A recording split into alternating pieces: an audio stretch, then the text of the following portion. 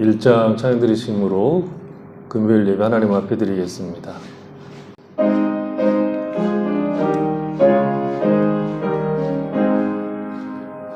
만복의 근원 하나님, 온 백성 찬송 드리고 저 천사여 찬송하세.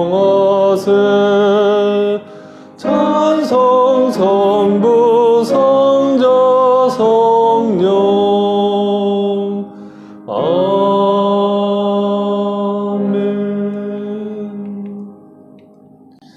하나님 아버지 감사합니다. 저희들이 또 함께 모여서 하나님을 찬양하고 예배하도록 우리를 불러주셔서 감사합니다. 우리가 흩어져 각자 가정에서 하나님을 찾고 경배하지만 우리가 한 몸이요 그리스도 예수께서 우리를 하나로 부르신 것을 알고 기쁨으로 감사함으로 하나님 앞에 예배하는 귀한 시간 되도록 은혜 베풀어 주시옵소서.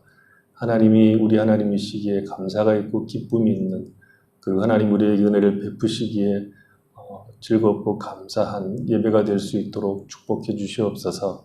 예수님의 이름으로 기도했습니다. 아멘. 40장 찬양 드리겠습니다.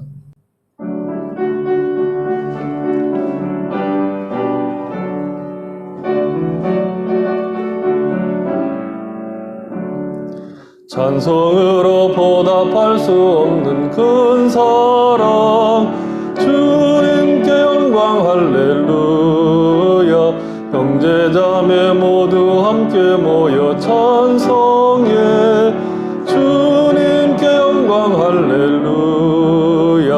하나님의 자녀여 크게 찬송 부르며 밝고 거룩한 길로 기쁨으로 나아가 주의 보좌 앞으로 속히 들어가겠네. 주님께 영광 할렐루야. 우리 받은 주님 은혜 한량 없도다. 주님께 영광 할렐루야. 기쁜 찬송 부르면서 천국 가겠네. 주님께 영광 할렐루야. 하나님의 자녀여 크게 찬송 부르며 밝고 거룩한 길로 기쁨으로 나아가 주의 보좌 앞으로 속히 들어가겠네. 주님께 영광 할렐루야. 잠시 후에 우리 모두 주를 보겠네. 주님께 영광 할렐루야. 영광스런 보좌 위에 거룩하신 주, 주님께 영광 할렐루야. 하나님의 자녀여 크게 찬송 부르며 밝고 거룩한 길로 기쁨으로 나아가 주의 보좌 앞으로 속히 들어가겠네. 주님께 영광 할렐루야. 만국 백성 천국에서 소리 높여서 주님께 영광 할렐루야. 영원토록 주의 공로 찬양하겠네. 주님께 영광 할렐루야. 하나님의 자녀여 크게 찬송 부르며 밝고 거룩한 길로 기쁨으로 나아가 주의 보좌 앞으로 속히 들어가겠네. 주님께 영광 할렐루야. 주보에 있습니다. 하이델베르그 유리문답 제57문입니다. 몸이 다시 산다는 말은 당신에게 어떤 위로를 줍니까? 이 생명이 끝난 후 나의 영혼은 즉시 머리 대신 그리스도께로 들려 올라갈 것입니다. 뿐만 아니라 나의 이 육신도 그리스도의 능력으로 나의 영혼과 다시 결합되어 그리스도의 영광스러운 몸과 같이 될 것입니다. 제58문 영원히 산다는 말은 당신에게 어떤 위로를 줍니까? 나는 이제 내 마음속에 영원한 기쁨을 누리기 시작했기 때문에 이 생명이 끝나면 눈으로 보지 못하고 귀로 듣지 못하고 사람의 마음으로 생각하지도 못한 더할 나위 없는 완전한 축복을 받아 그 안에서 하나님을 영원히 찬양할 것입니다. 사도신경으로 신앙 고백드립니다. 나는 전능하신 아버지 하나님 천지 창조주를 믿습니다. 나는 그의 유일하신 아들 우리 주 예수 그리스도를 믿습니다. 그는 성령으로 잉태되어 동정녀 마리에게서 나시고 본디오 빌라도에게 고난을 받아 십자가에 못 박혀 죽으시고 장사된 지 사흘 만에 죽은 자 가운데서 다시 살아나셨으며 하늘에 오르시어 전능하신 아버지 하나님 우편에 앉아 계시다가 거기로부터 살아있는 자와 죽은 자를 심판하러 오십니다. 나는 성령을 믿으며 거룩한 공교회와 성도의 교제와 죄를 용서받는 것과 몸의 부활과 영생을 믿습니다. 아멘. 370장 찬양드리겠습니다.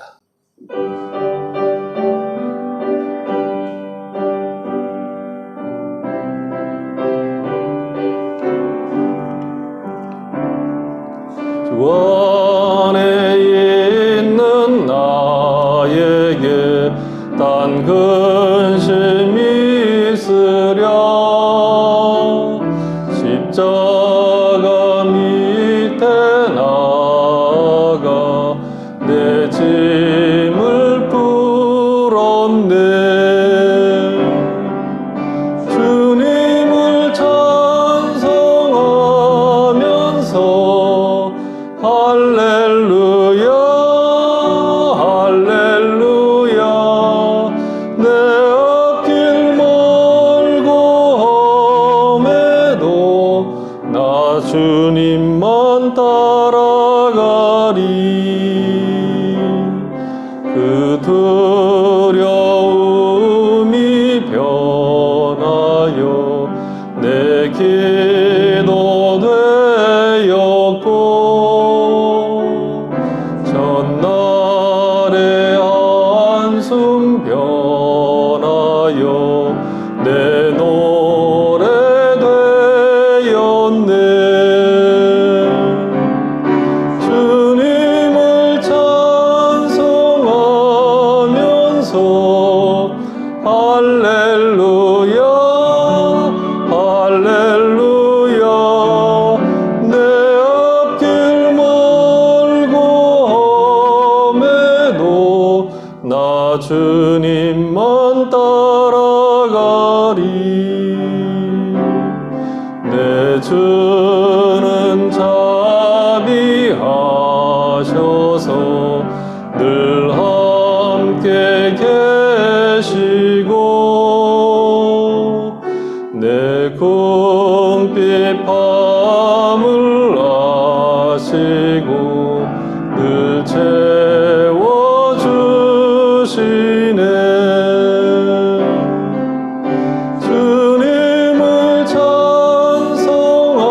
찬송하면서 할렐루야 할렐루야 내 앞길 멀고 험해도 나 주님만 따라가리 내 주와 맺은 언약은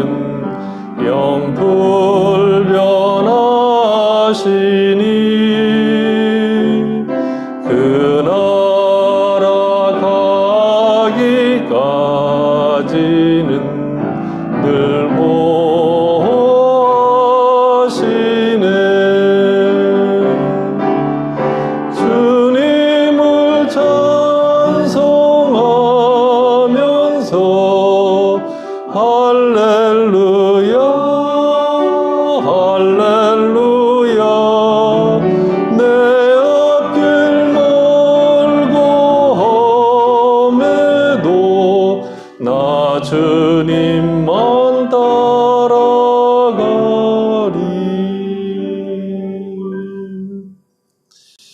성경 말씀 보겠습니다. 야고보서 1장입니다. 야고보서 1장 12절로 17절입니다. 신약성경 야고보서 1장 12절로 17절입니다. 같이 읽어보겠습니다. 시험을 참는 자는 복이 있나니 이는 시련을 견디어낸 자가 주께서 자기를 사랑하는 자들에게 약속하신 생명의 면류관을 얻을 것이기 때문이라. 사람이 시험을 받을 때에 내가 하나님께 시험을 받는다 하지 말지니 하나님은 악에게 시험을 받지도 아니하시고 친히 아무도 시험하지 아니하시느니라. 오직 각 사람이 시험을 받는 것은 자기 욕심에 끌려 미혹됨이니 욕심이 잉태한즉 죄를 낳고 죄가 장성한즉 사망을 낳느니라. 내 사랑하는 형제들아 속지 말라.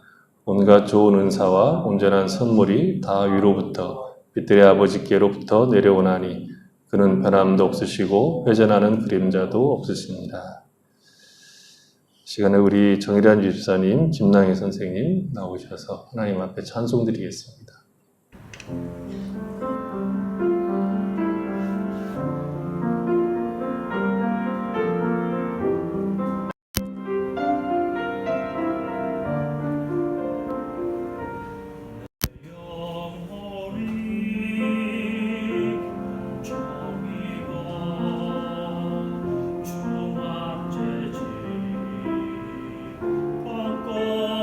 바꿔버린 슬픔 많은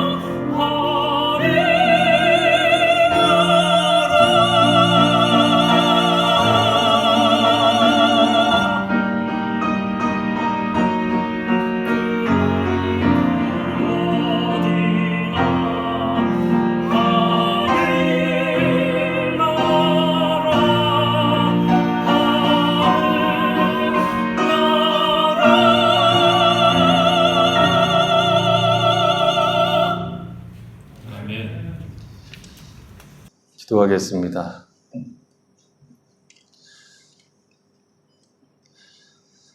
하나님 아버지,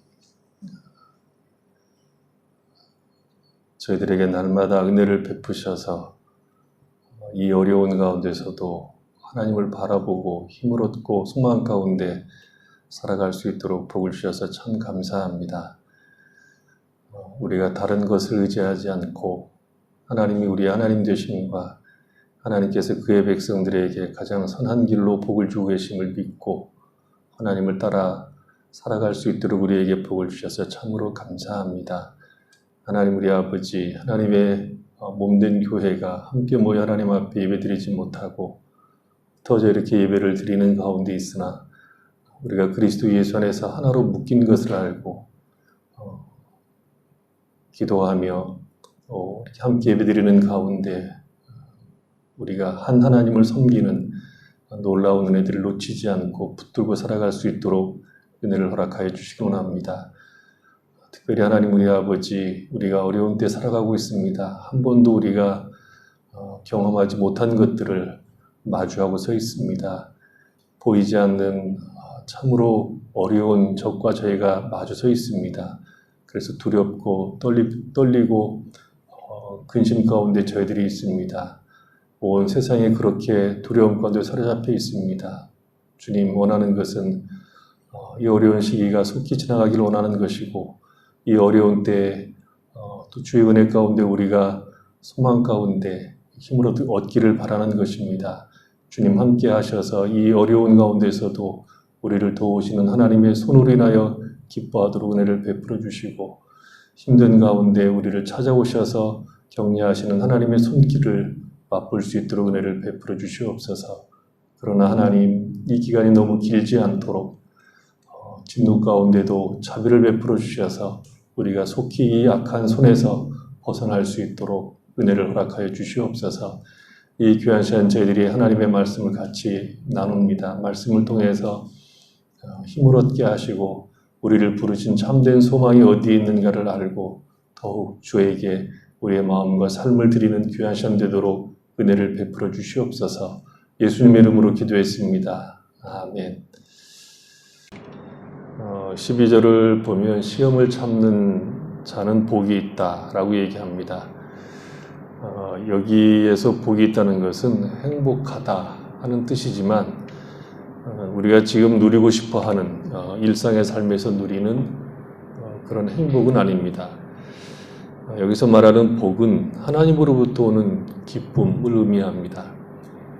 우리가 원하는 것을 얻거나 원하는 환경에 들어갔기 때문에 누리는 감사, 행복이 아니라 우리의 조건이나 삶이 여전히 어려움 가운데 있을 수 있지만 그러함에도 불구하고 우리가 하나님의 백성으로 존재함으로 누릴 수 있는 기쁨을 말하는 것입니다.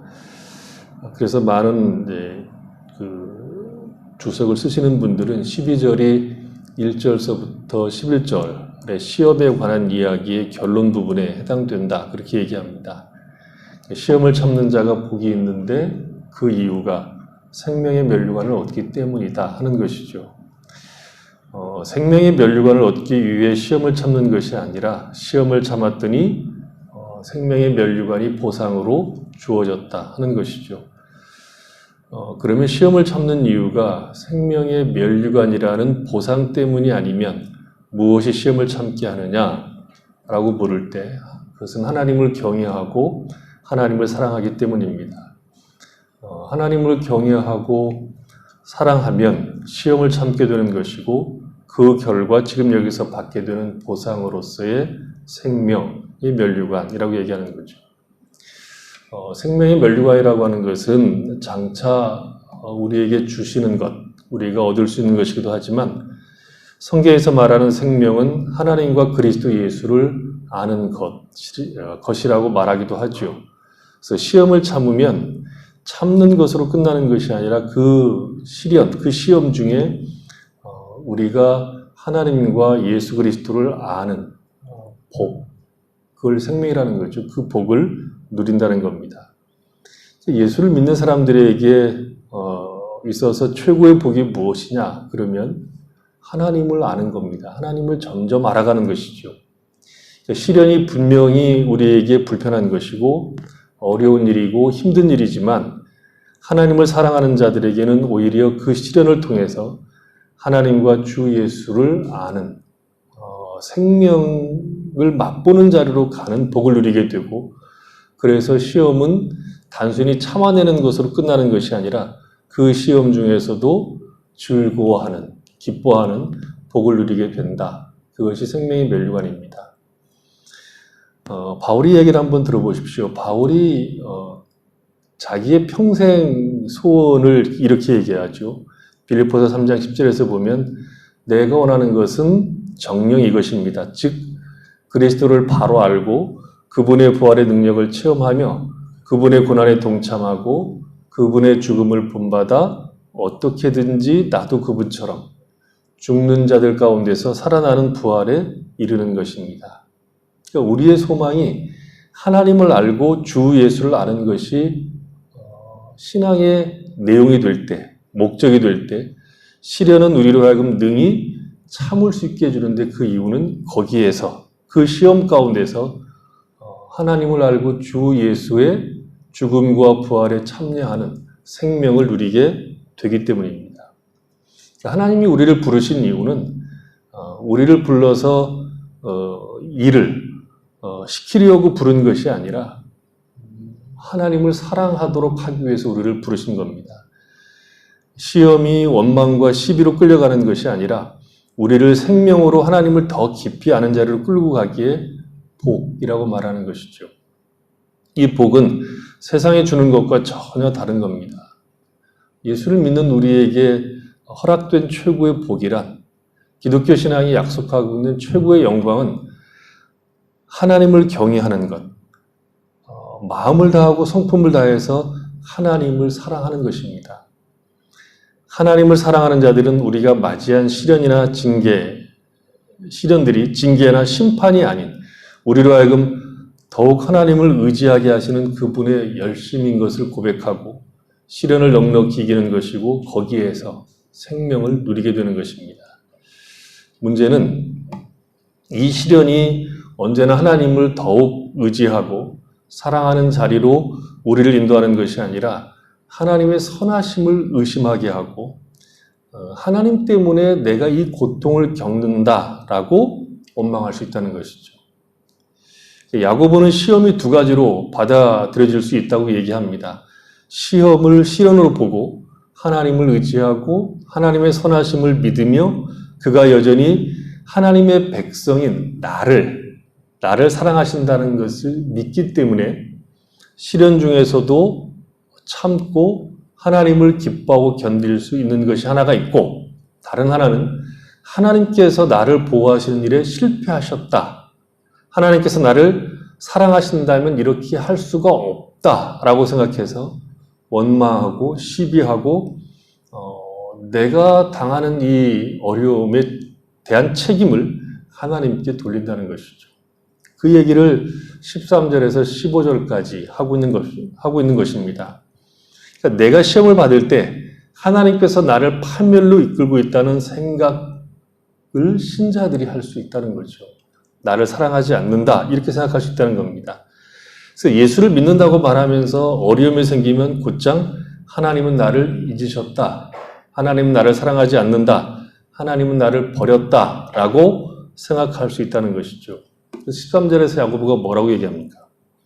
사람이 시험을 받을 때에 내가 하나님께 시험을 받는다 하지 말지니 하나님은 악에게 시험을 받지도 아니하시고 친히 아무도 시험하지 아니하시느니라, 이렇게 얘기합니다.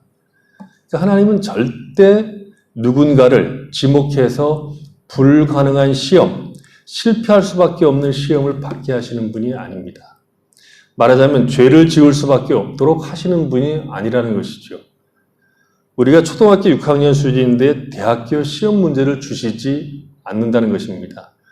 초등학교 6학년에게 대학교 시험지를 주면 욕하거나 아니면 답을 어디가 훔쳐오겠죠. 하나님은 우리를 그렇게 다루시지 않는다는 것입니다. 우리가 잘 알고 있는 그 고전 10장에서 보면 사람이 감당할 시험 밖에는 너희가 당한 것이 없나니 오직 하나님은 미쁘사 너희가 감당하지 못할 시험 당함을 허락하지 아니하시고 시험 당할 즈음에 또한 피할 길을 내사 너희로 능히 감당하게 하시느니라. 이렇게 얘기합니다.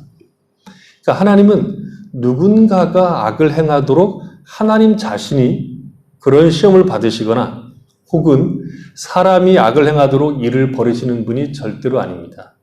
물론 하나님은 하나님의 백성들을 시험하십니다. 창세기 22장을 보면 하나님이 아브라함에게 이삭을 제물로 바치라고 얘기하죠. 성경은 그 사건을 하나님께서 아브라함을 시험하셨다라고 얘기합니다. 이 시험은 아브라함의 믿음이 어느 정도인지, 아브라함이 하나님을 이해하고 사랑하고 순종하는 그 깊이가 어느 정도인가를 보고 싶었던 겁니다. 아브라함은 이삭을 하나님께 제물로 바치려고 하는 진심을 통해서 아브라함이 하나님이 어떤 분인가를 알고 있다, 그리고 믿고 있다 하는 것을 증명했죠. 갈대아 우르에서 부름을 입고 하란에서 살다가 아버지 데라가 죽고 다시 부름을 입은 시간부터 얼추 40년의 세월 동안 아브라함은 하나님을 배워갑니다. 하나님의 약속과 영광과 하나님의 사랑을 그는 배워갔고 그 하나님이 어떤 분인가를 배운 그 결과로 이삭을 바치는 것을 통해서 자신의 신앙을 고백한 겁니다. 그러니까 하나님에게 아주 미쳐서 아들을 바칠 정도가 돼 있는 겁니다. 하나님께서 약속으로 주셨으니까 이 약속으로 주신 이 아들은 죽은 자 가운데서 다시 줄 알았다라고 히브리서 기자는 이야기하죠. 그러니까 아브라함은 하나님 앞에 시험을 잘 본 겁니다. 그럼 구약을 보면 이스라엘 백성들은 출애굽 이후에 광야에서 똑같은 시험을 당하지만 실패합니다. 그러니까 같은 시험들을 받아들였지만 아브라함은 믿음을 증거했고 이스라엘 백성들은 그 시험지가 그들을 유혹으로 끌고 간 겁니다. 시험이라고 하는 말은 시험, 시련 혹은 유혹으로 다 번역할 수 있는 말입니다. 동사도 시험하다, 유혹하다 이렇게 다 번역할 수 있는 말입니다. 그러니까 시험이나 유혹이란 말은 같은 단어입니다. 똑같은 단어입니다. 그래서 시험을 말하는지 유혹을 말하고 있는지 그 뜻은 문맥을 통해서만 문맥을 따져봐야만 알 수 있다는 것이죠.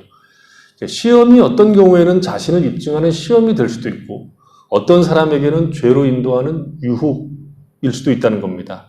같은 사건이 시험이 되어서 믿음의 내용을 증거하기도 하고 유혹으로 빠져서 하나님을 원망하고 시비하게 된다는 것입니다. 12절은 시험한다는 뜻이고 13절은 유혹한다는 뜻입니다. 말하자면 동일한 사건이 시험이 될 수도 있고 유혹이 될 수도 있습니다. 그러면 한 사건이 시험도 되고 유혹이 된다면 그 책임이 하나님에게 있느냐? 시험을 안 하면 아예 유혹도 없는 것이 아니냐 하고 항변할 수 있습니다. 그것에 대해서 야고보는 단호하게 얘기하죠. 하나님은 아무도 시험하지 않는다. 곧 아무도 유혹하지 않는다는 겁니다. 각 사람이 유혹을 받는 것은 자기 욕심이 끌고 가기 때문이라고 얘기하는 것이죠. 그래서 우리는 시험에 빠지지 않게 하옵소서라고 날마다 기도할 것을 요청받고 있는 거죠. 우리가 실패하는 것은 하나님이 미끼를 던져서 우리가 덥석 그것을 물었기 때문이 아니라 우리의 욕심이 시험을 유혹으로 바뀌게 만드는 겁니다. 욕심에 이끌려 미혹되는 것이지 하나님이 우리에게 미끼를 던지는 것이 아닙니다. 물론 욕심 자체가 잘못된 것이라고 말할 수 없습니다. 인간이 가진 욕망은 본성이기 때문에 잘못은 아닙니다. 그러나 그 욕구가 타락한 죄인들에게는 문제가 된다는 거죠. 타락하기 전에 욕망은 바르게 통제가 되었습니다. 문제가 전혀 없었습니다. 그러니까 죄가 들어온 이후에 욕망은 통제하는 것이 불가능해졌습니다. 아름다운 것을 아름답다고 하는 것. 그러니까 남자가 여자를 볼 때 남자 입장에서 여자 입장에서 남자를 멋있다, 아름답다 하는 생각을 하는 것은 정상이지만 그 생각을 넘어서서 거기서 멈추지 않고 그 생각을 넘어서서 더 나아가는 존재이기 때문에 문제가 됩니다. 좋은 집, 좋은 집에 살고 좋은 차를 타고 싶은 것은 누구에게나 다 있는 욕망이지만 그것을 얻기 위해서 자기의 분수를 넘어설 때는 탐욕을 부리게 되고 죄악으로 가는 겁니다. 이 유혹과 시험이 어떻게 구분되는가를 우리는 광야에서 이스라엘 백성과 모세를 통해서 살펴볼 수 있습니다. 민수기 14장 22절에 보면 21절 22절에 보면 이런 얘기를 합니다. 그러나 진실로 내가 살아있는 것과 여호와의 영광이 온 세계에 충만한 것을 두고 맹세하노니 내 영광과 애굽과 광야 생한 내 이적을 보고서도 이같이 10번이나 나를 시험하고 내 목소리를 청종하지 아니한 그 사람들은 이렇게 되어 있습니다. 여기서 10번이라고 하는 것은 광야 40년 내내 하나님의 목소리를 청종하지 않고 시험했다. 그런 뜻입니다. 숫자적으로 10번이 아니고 충만하게, 완벽하게, 완전하게 하나님을 40년 내내 시험하고 청종하지 않았다 하는 것이죠. 무엇에도 불구하고요. 하나님의 영광과 애굽과 광야에서 행한 하나님의 이적을 보고서도 시험하고 청종하지 않았다. 이렇게 얘기합니다. 시험했다는 것은 약속과 하나님의 능력을 의심했다는 것이고 하나님의 목소리를 청종하지 않았다는 것은 하나님을 하나님으로 인정하지 않았다는 겁니다. 그런데 성경을 보면 이들이 시험하고 청종하지 않은 10번의 대표적인 사건으로 마사에서 일어난 일을 가장 중요하게 취급을 합니다. 그러니까 10번 반역을 했는데 그 10번 반역한 사건 중에 가장 핵심적인 사건으로 마사 사건을 구약에서는 계속 반복해서 얘기한다는 것이죠. 신명기 6장 16절에 보면 너희가 마사에서 시험한 것 같이 너희의 하나님 여호와를 시험하지 말고 너희의 하나님 여호와께서 너희에게 명하신 명령과 징조와 규례를 삼가 지키며 이렇게 되어 있습니다. 그리고 신명기 설교에서 마지막 부분 33장에 가면 또 얘기합니다. 레위에 대하여는 이르렀을 때 주의 둠빔과 우림이 주의 경건한 자에게 있도다. 주께서 그를 마사에서 시험하시고 무리바 물가에서 그와 다투셨도다. 이렇게 얘기합니다. 시편 105편 7편을 보면 7절을 보면 그는 우리의 하나님이시오 우리는 그가 기르시는 백성이며 그의 손이 돌보시는 양이기 때문이라. 너희가 오늘 그의 음성을 듣거든 너희는 무리바에서와 같이 또 광야의 마사에서 지냈던 날과 같이 너희 마음을 완악하게 하지 말지어다. 이렇게 노래합니다. 그 내용이 히브리서 3장에서도 인용이 됩니다. 히브리서 3장에서는 무리바와 마사라는 얘기가 빠져 있지만 시편 105편을 그대로 인용해서 이야기를 합니다.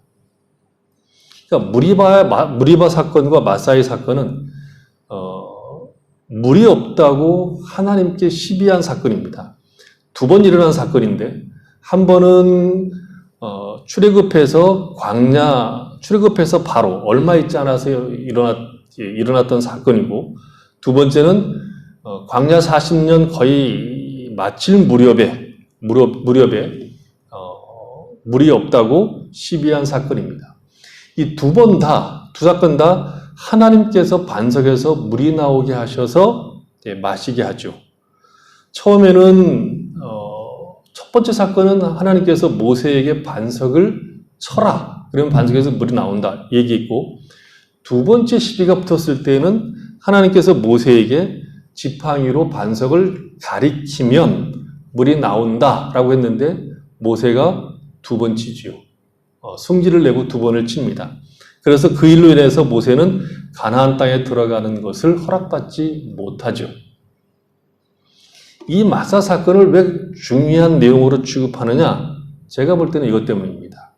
고전 10장 1절에 보면 사도 바울이 광야 사건을 해석하는 이야기가 나옵니다. 거기 보면 형제들아 나는 너희가 알지 못하기를 원치 아니하노니 우리 조상들이 다 구름 아래 있고 바다 가운데로 지나며 모세에게 속하여 다 구름과 바다에서 세례를 받고 다 같은 신령한 음식을 먹으며 다 같은 신령한 음료를 마셨으니 이는 그들을 따르는 신령한 반석으로부터 마셨으며 그 반석은 곧 그리스도시라. 이렇게 되어 있습니다.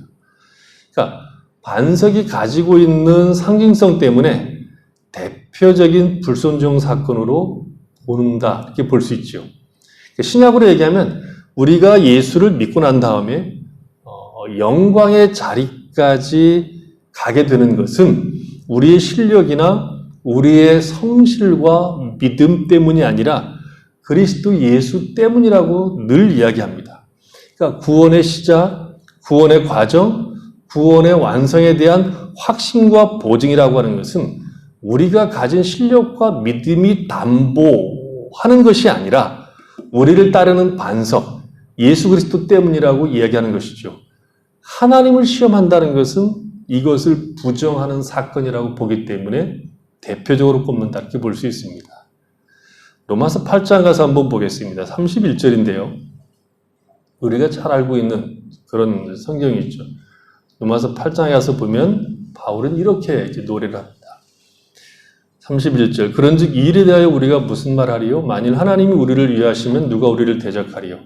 자기 아들을 아끼지 아니하시고 우리 모든 사람을 위하여 내주신 이가 어찌 그 아들과 함께 모든 것을 우리에게 주시지 아니하겠느냐? 누가 능히 하나님께서 택하신 자들을 고발하리요? 의롭다 하신 이는 하나님이시니 누가 정죄하리요? 죽으실 뿐 아니라 다시 살아나신 이는 그리스도 예수시니 그는 하나님 우편에 계신 자요 우리를 위하여 간구하시는 자신이라. 누가 우리를 그리스도의 사랑에서 끊으리요? 환난이나 곤고나 박해나 기근이나 적신이나 위험이나 칼이랴. 기록된 바 우리가 종일 주를 위하여 죽임을 당하게 되며 도살을 당할 양같이 여김을 받았나이다 함과 같으니라. 그러나 이 모든 일에 우리를 사랑하시는 이로 말미암아 우리가 넉넉히 이기느니라.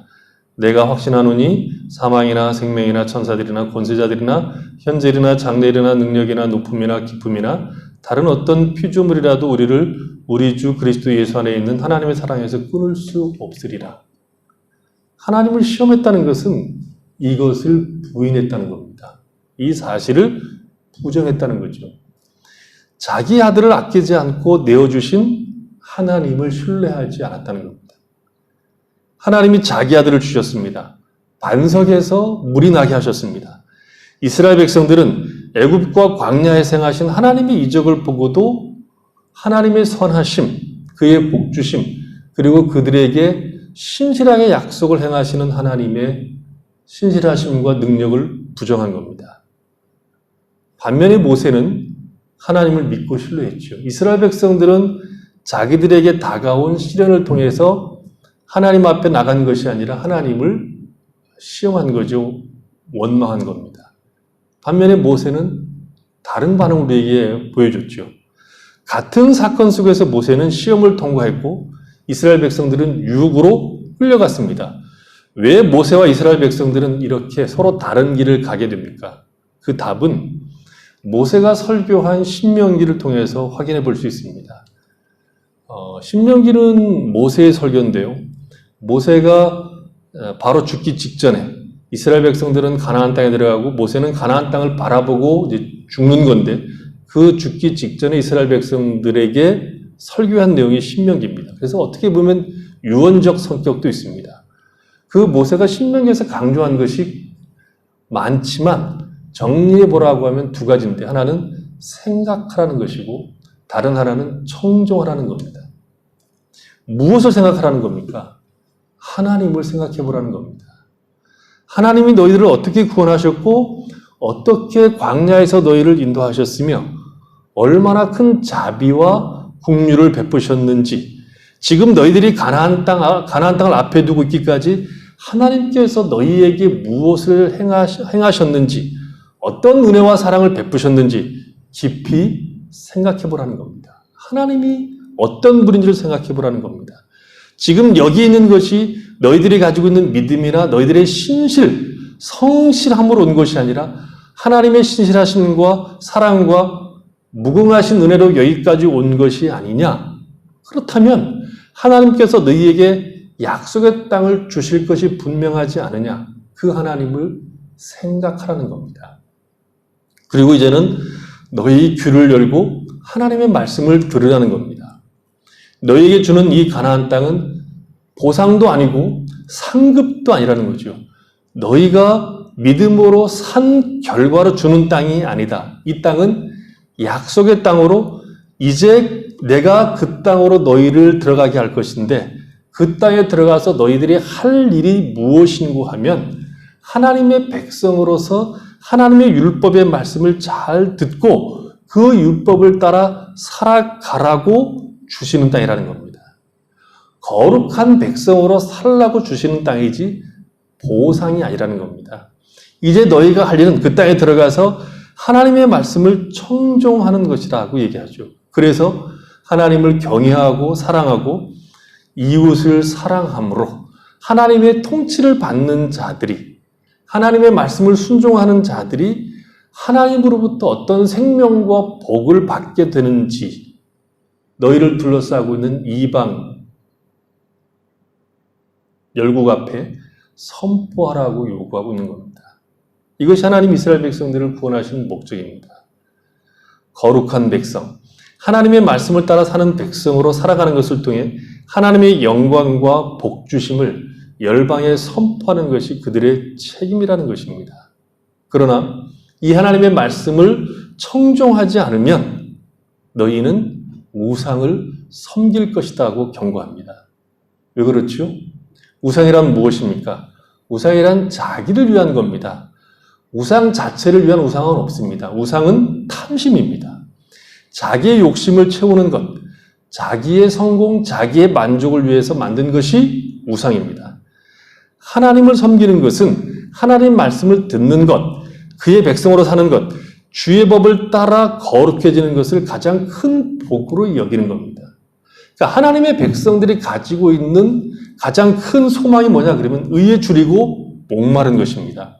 내가 주인인 인생이 아니라 하나님을 기뻐하는 인생으로 하나님의 말씀을 따라 사는 것을 인생의 가장 큰 낙으로 여기는 것이 신자입니다.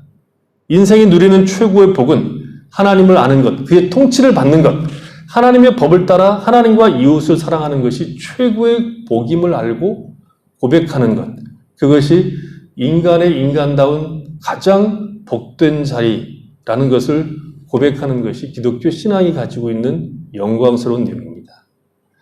하나님을 기뻐함으로, 하나님을 의지하고 신뢰함으로 만족과 기쁨을 삼는 것이 인간이 누리는 최고의 복임을 아는 것입니다. 그것을 고백하는 자들은 시련이 유혹으로 가는 것이 아니라 그것을 통해서 우리를 찾아오시고 우리를 하나님의 사람으로 만드시고 흔들리는 것이 아닌 영원한 반석 위에 우리를 올려 세우시는 하나님의 기쁘신 뜻을 맛보게 된다는 거죠. 그래서 시험을 참는 겁니다. 하지만 기독교 신앙을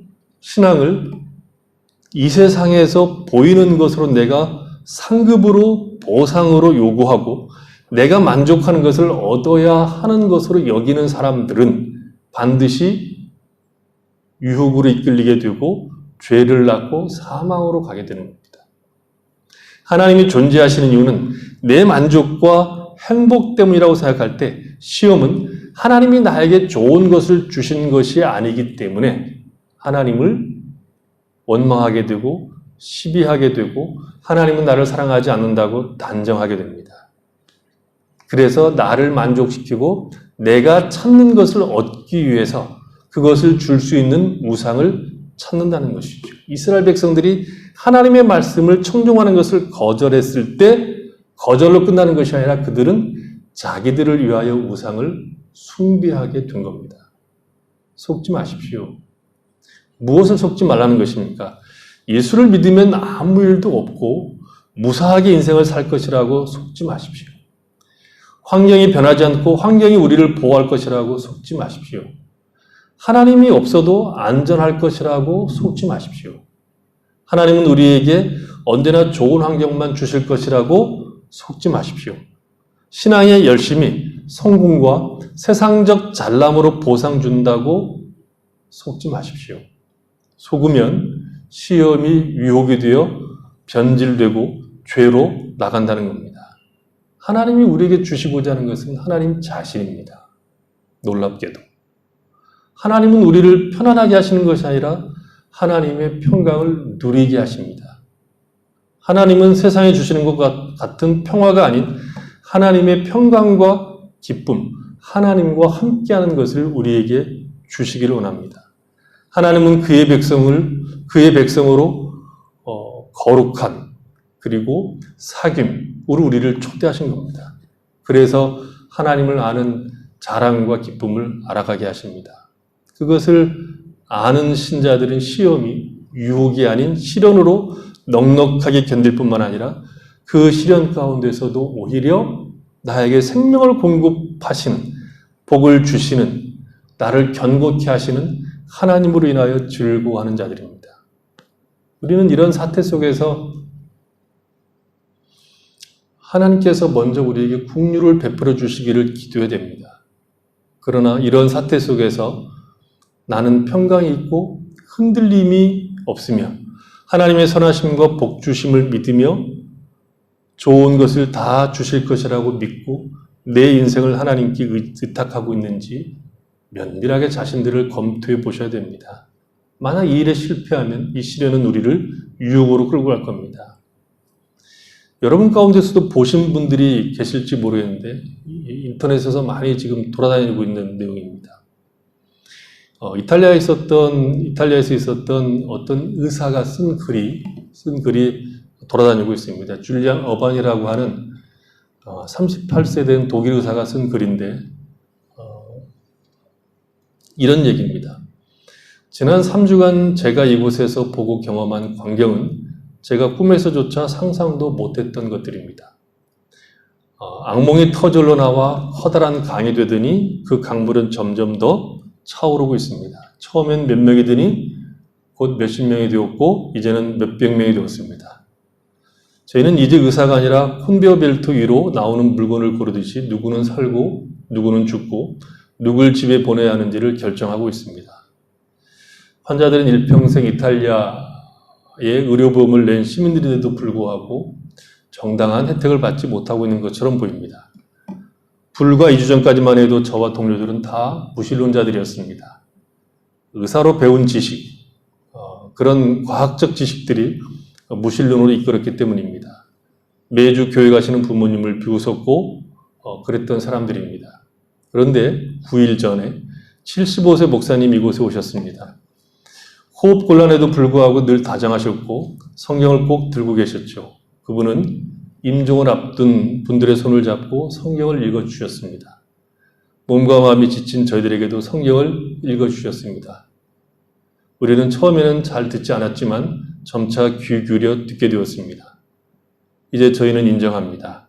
인류에게는 한계에 봉착했고 할 수 있는 일이 별로 없고 매일 많은 사람들이 죽어갑니다. 그리고 저희들은 질치대로 지쳐 있습니다. 죽은 동료들도 있고 감염된 동료들도 있습니다. 저희들은 시간 날 때마다 하나님께 간구하게 되었습니다. 저희에게 평안을 주시고 환자들을 잘 돌볼 수 있도록 기도하고 있습니다. 어제 75세 목사님이 돌아가셨습니다. 3주 만에 110명이 죽고 의료진은 지쳐버려 있는 곳에 몸도 성하지 않으신 그분은 우리가 상상도 못했던 평안을 선사하고 가셨습니다. 그 목사님은 주님 품으로 가셨고 우리도 그럴 수 있습니다.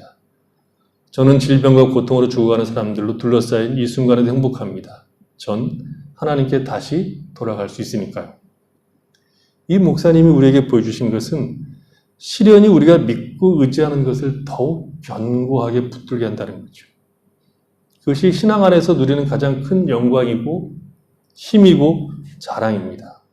시험은 우리를 가장 복된 곳으로 인도하시는 하나님의 사랑입니다. 시험은 덫이 아닙니다. 하나님의 선물입니다. 시험을 통과해서 비로소 선물을 열어보는 것이 아니라 시험을 통과하는 그 모든 과정이 우리에게 선물입니다. 감춰져 있는 복이 아니라 시험 자체가 우리에게 복입니다. 우리는 거기서 하나님을 보게 하고 하나님에게 우리의 마음을 매이도록 하기 때문입니다. 우리의 전 인생이 하나님 손에 있음을 알게 하시고 인생은 들의 풀과 같음을 알게 하사 영원하신 하나님을 붙들게 하기 때문입니다. 그러므로 온갖 좋은 은사와 온전한 선물을 주시는 하나님을 바라보십시오. 말할 수 없는 탄식으로 우리를 위해서 기도하시는 하나님을 바라보십시오. 아들을 아끼지 않고 내어주신 분을 보십시오. 우리를 구원하고 인도하시는 하나님, 우리에게 생명과 진리를 허락하시는 하나님을 보십시오.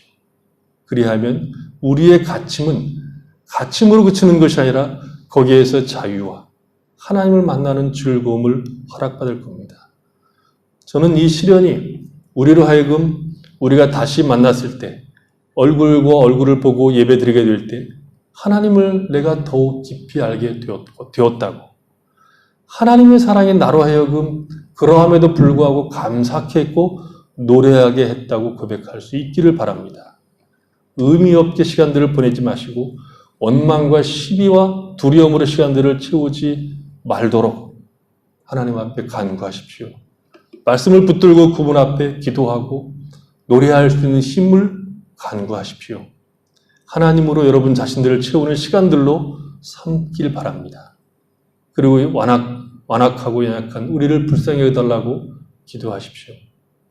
하나님은 구약에서 가장 악한 왕이었던 아합이 나봇의 포도원을 갈취하고 난 다음에 하나님의 무시무시한 경고를 듣고 그가 옷을 찢고 굵은 배로 몸을 동이고 금식하고 굵은 배에 누우며 또 풀이 죽어 다니는 것을 하나님이 보시고 엘리야에게 이렇게 얘기합니다. 아합이 내 앞에서 겸비함을 내가 보느냐 하시고 아합에게 직접적인 재앙을 내리시는 것을 거두십니다.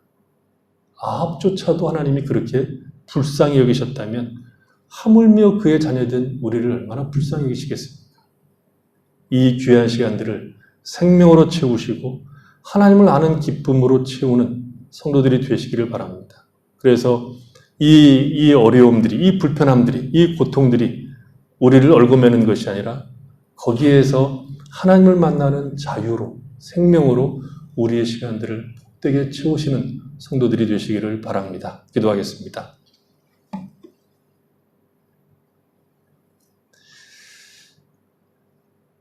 하나님 우리 아버지, 하나님은 우리를 유혹하지 않습니다.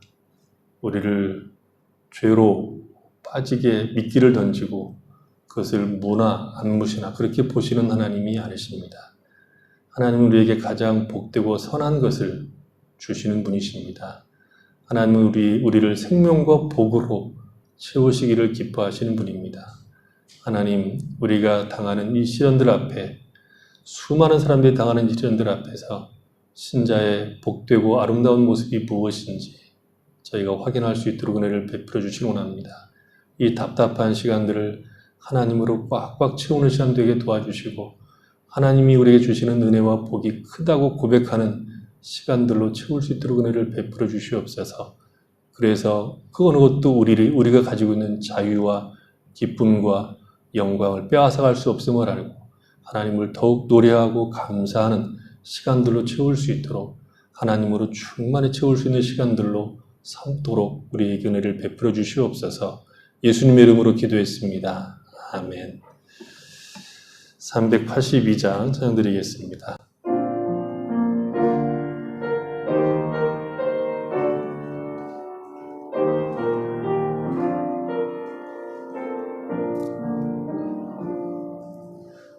너 근심 걱정 말아라 주 너를 지키리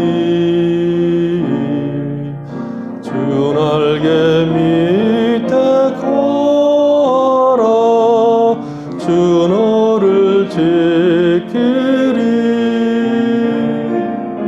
주 너를 지키리 아무 때나 어디서나 주 너를 지키리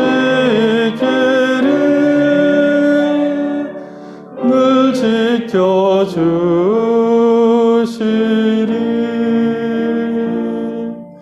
어려워 낙심될 때에 주 너를 지키리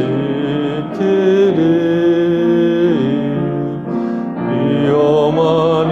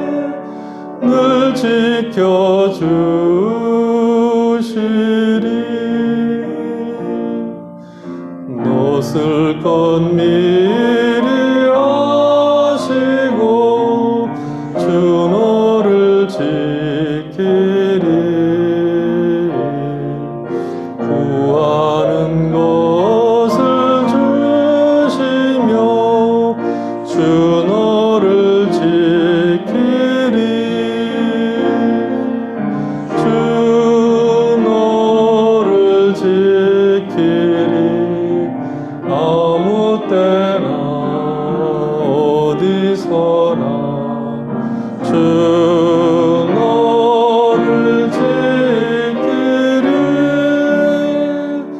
늘 지켜주시리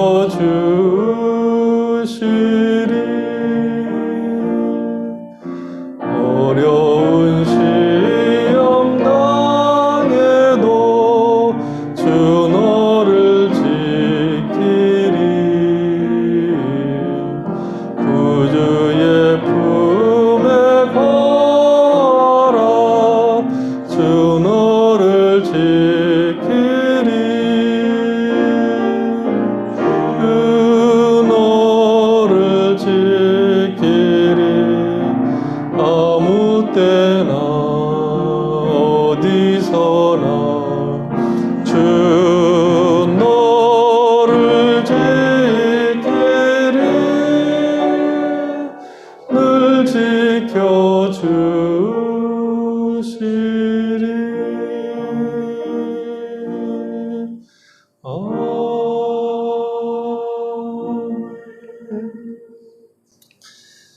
하나님 아버지 감사합니다.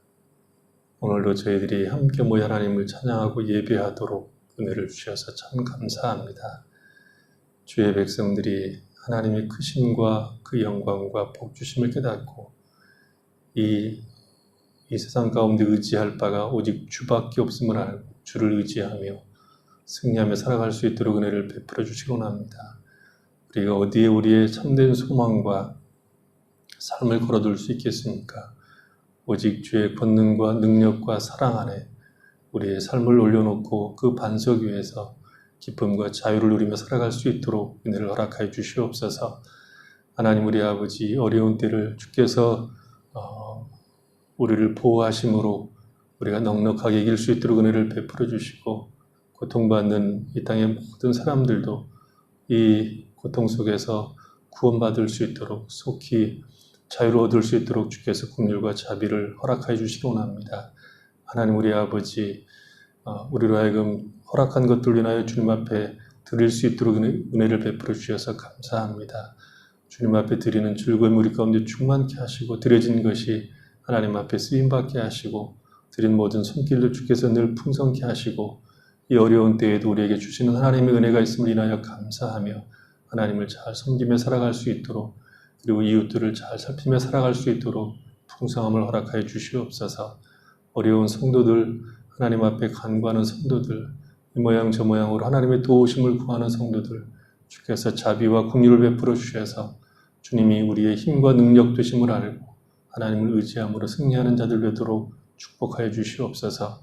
하나님 우리 아버지 흩어져 있는 우리의 자녀들이 있습니다. 하나님 은혜를 베풀어 주시기 원합니다. 어느 곳에 있든 하나님의 손이 저들을 꼭 붙들어 주셔서 어려움이 없게 하시고 주님이 주시는 은혜 안에서 힘을 얻도록 날마다 복을 허락하여 주시옵소서. 예수님의 이름으로 기도했습니다. 아멘.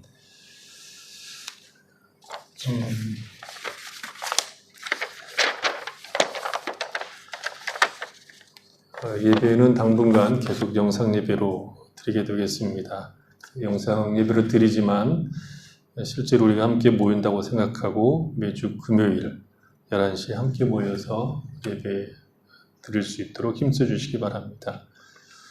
자녀들도 빠지지 않도록 잘 챙겨서 같이 드리시기를 바라시고 영상 예배는 유튜브 다카님교회와 페이스북 다카교회에서 금요일 11시부터 볼 수 있습니다.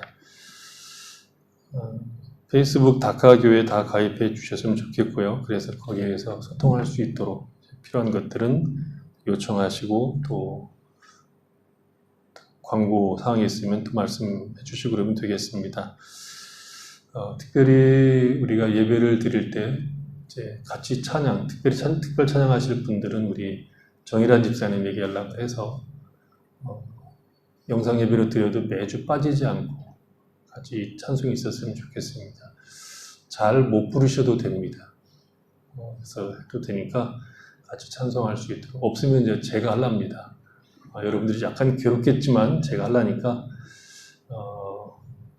같이 이렇게 나와서 연락하시고 같이 찬양할 수 있었으면 좋겠습니다.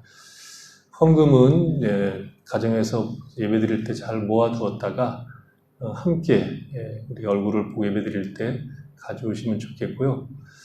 혹 시간이 편해서 그냥 우연히 그래서 드리실 분들은 우리 박명근 집사님에게 그냥 직접 드리시면 되겠습니다. 찾아가셔서 드리면 되겠습니다. 연락하시고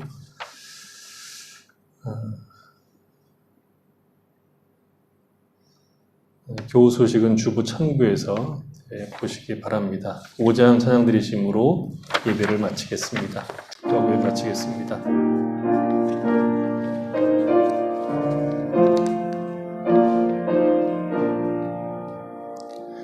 이 천지간 만물들아 복 주시는 주 여호와 전능 성부 성자 성령 찬송하고